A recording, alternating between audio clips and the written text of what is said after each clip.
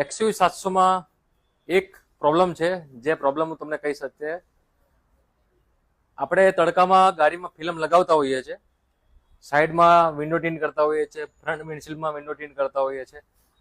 બધી ગાડીમાં window tint front અને સાઈડ ગ્લાસમાં થઈ જતી હોય છે, પણ XUV 700માં ખાસ આગળના ગ્લાસમાં જ્યારે વિન્ડો ટીન્ટ લાગતી હોય ત્યારે ખાસ ધ્યાન રાખવું.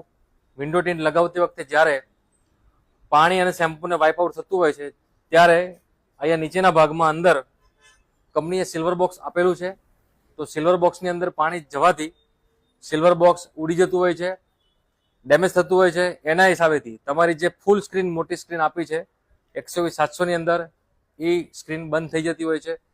તો આ વાતનું ખાસ ધ્યાન રાખજો.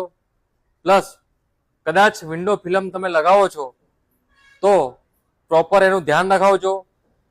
આ વિડીયો ખાસ XUV 700 ઓનર માટે પણ છે અને જેટલા બી શોપ ઓનર છે એના માટે પણ છે કે જે લોકો વિન્ડો ફિલ્મિંગ કરતા હોય છે.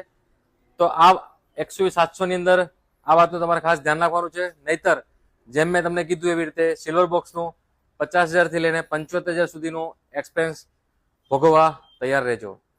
આવો જ ઇન્ફોર્મેટિવ વિડીયો માટે તમે ઓટોવિયા કાર્સપાની ચેનલને ફોલો કરી શકો છો. એન્ડ આ વિડીયો તમે તમારા XUV 700 જે ફ્રેન્ડ પાસે છે એમને શેર કરી શકો છો.